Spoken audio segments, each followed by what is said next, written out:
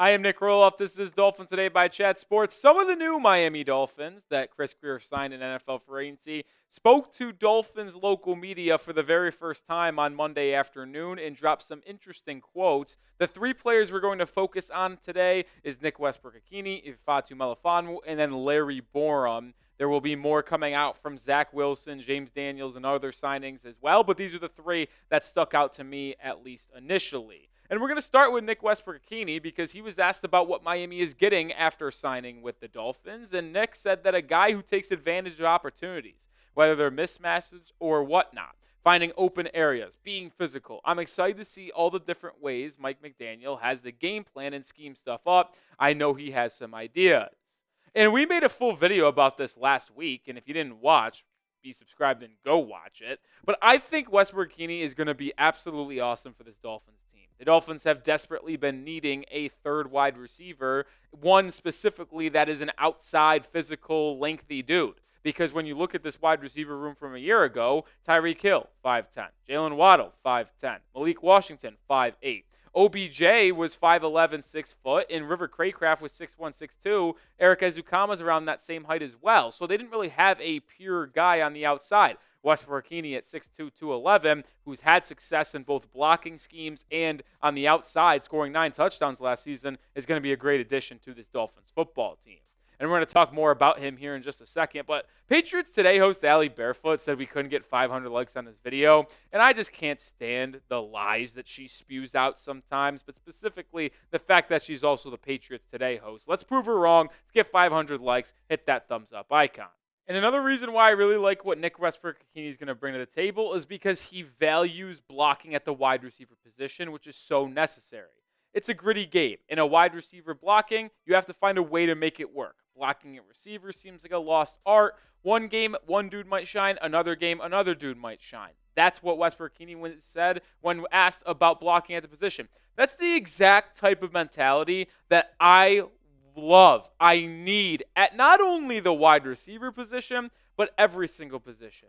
Not the me mentality, the we mentality that ultimately concludes in winning. Westbrook-Ikhine knows what it takes to win. He knows that he is not going to go out there and be a 1,000-yard receiver that catches 7 balls for 100 yards every game. He might do that 1 or 2 games a year, but he knows his value is going to be provided in the red zone and in the run game. That is winning mentality. And we've discussed this before, but when you look at Westbrook-Ikhine's run blocking grades, it really shows how much he does value blocking. It hasn't been the best 2 seasons according to Pro Football Focus in 24 and 23 for Westbrook-Ikhine, ranking 50th and 35th.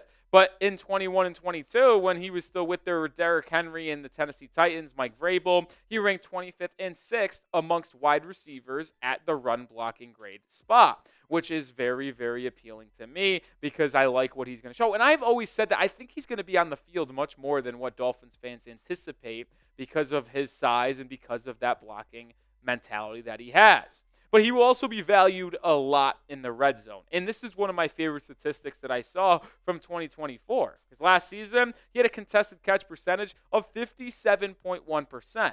That ranked 27th out of the 84 qualified wide receivers with 50 or more targets. Now, he didn't get a ton of opportunities, only 14, but 8 out of 14 is very, very solid. Like I mentioned, that ranks in the top half of all qualified wide receivers. Is he going to be a Kelvin Johnson, Mawson 2 or 3 dudes? No, but when he's in the red zone, if he gets matched up with a smaller corner on him, Tua Tagovailoa has another option where he can just throw a little fade route and let Nic Westbrook-Ikhine go high point the ball. Or if there's not that much separation and Tua's feeling the heat because the offensive line didn't block how they were supposed to, he could trust Westbrook-Ikhine to go try to fight for the football and make a play in a one-on-one scenario. I think he's going to be a really fun addition to this group.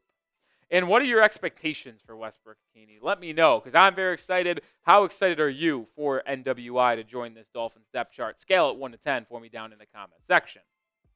And I did want to look at what the wide receiver room looks like with Westbrook-Ikhine, because I truly think no one in this offense plays the way he does. You have, obviously, Tyreek Hill and Jalen Waddle as your 2 wide receivers.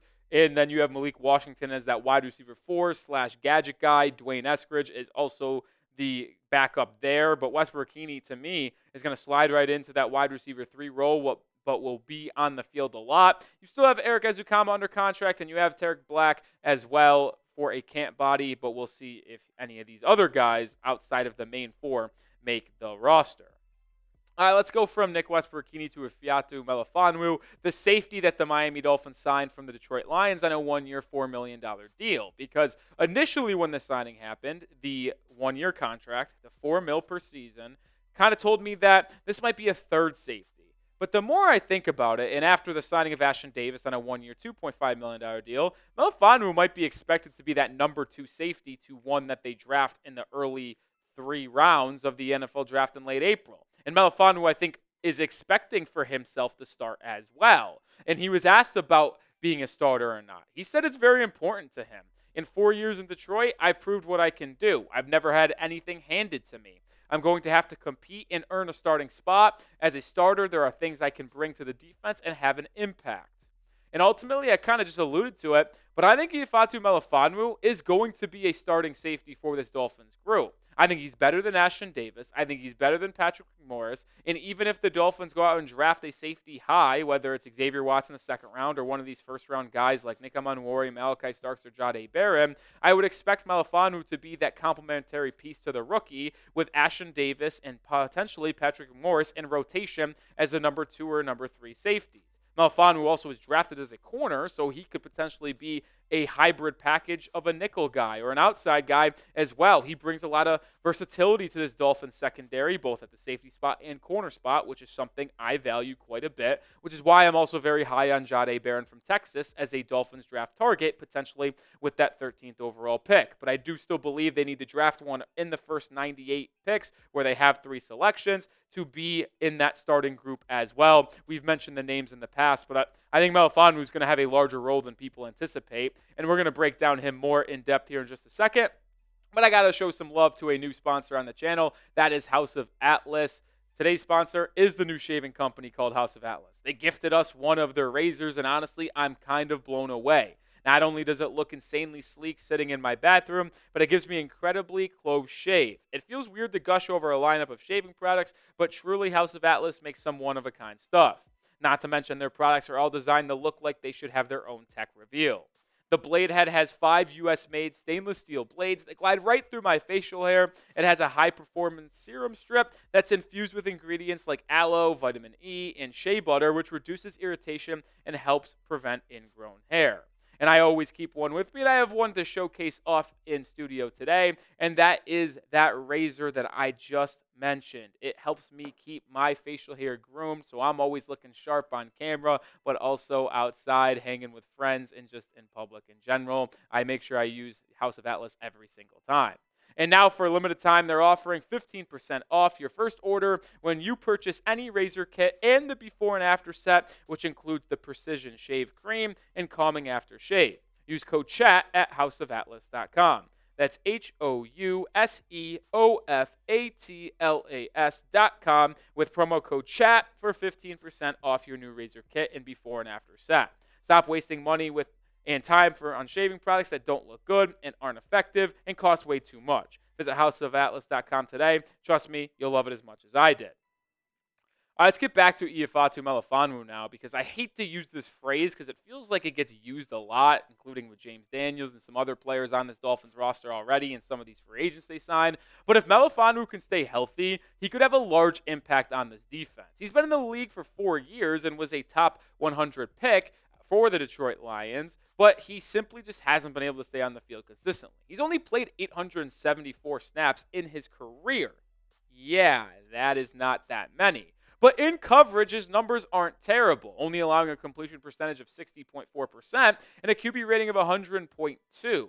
He has good ball skills and is able to make plays with the ball in the air, which is why I project him more as a free safety more than a strong safety. I expect him to be used as that ranging guy deep, and maybe whatever safety the Dolphins draft in the NFL draft could be that guy that is used more closer to the box or maybe in the slot a little bit as well. But if you draft one of these talented young guys, I'll name the 4 that I am really looking at. We've already mentioned the 4 of them. Xavier Watson, Notre Dame, would be a second-round potential pick. But then you got Nic Rohloff, who's a mid to late first-round guy. Jahdae Barron and Malachi Starks would both be there at the 13th pick potentially, and I would think about using that pick on one of those two. You get one of those 3 or 4 guys I just mentioned paired up with Melifonwu with the depth of Ashton Davis and Patrick Morris and Elijah Campbell, who's a special teams guy / fifth DB. This room could be very solid. Is it going to be headlined by a special name like we had with Javon Holland? No, it's not going to be that, but I think it's going to be a well-rounded room, which is why Miami needs to add a safety via the draft. Doesn't seem like they're going to sign another in free agency. The only one that I would sign is Julian Blackmon. Maybe I would think about Justin Simmons, but I feel like if they draft one in the first 3 rounds, they have 3 picks in the top 98, that will pair up with Melifonwu quite well. And make sure you are subscribed to the channel because we will have you covered every single day with Miami Dolphins videos like this one right here. We'll also be live later in the afternoon on Tuesday, so make sure you subscribe and join us for that. Goal is to get to 68,300 from today's show. We need 44 subscribers. I know there's 44 people that watch this video that aren't subscribed, so join the channel today. Let's talk about the last free agent today, and that is Larry Borom, the offensive lineman that Miami signed on day 1 of free agency when they signed James Daniels at the same exact time. And Larry Borom, when asked about how he will be used by this Dolphins roster, expressed that he hasn't been told by the Dolphins organization on how he will be used specifically. Now, when you look at Larry Borom's career, it's not the best. He's played a 1901 snaps in his career over the 4 seasons after being a relatively top pick by the Chicago Bears. The grades aren't pretty. They just aren't. I'm not going to try to spin zone Larry Borom into some really good player. I watched a lot of Chicago Bears football when I was the producer at Bears Now by Chat Sports before becoming the host of Dolphins Today. And boy, oh boy, was it not good for Larry Borom. He struggled. He does not have long arms. He consistently gets beat by power rushers on the outside as well as speed rushers. But there is a potential possibility of him getting moved inside. Over the course of his career in Chicago, he spent most of his time playing offensive tackle, most of it being at right tackle, but he did get some significant snaps at left tackle at times as well. You see, he did not play a lot at left guard or right guard for the Chicago Bears, but there is a lot of buzz out there that Miami may view him as a guard rather than a tackle. Now, if you ask me what his role is going to be, in my opinion, I think he's ultimately going to be a Kendall Lamb replacement. Lamb is not returning to Miami. He was visiting the Philadelphia Eagles on Monday evening. We'll see if anything gets done there. But I think he will ultimately take on that role because the Dolphins will need a swing tackle with Patrick Paul becoming a starter and Lamb leaving elsewhere. But there's speculation he can move to a guard spot inside.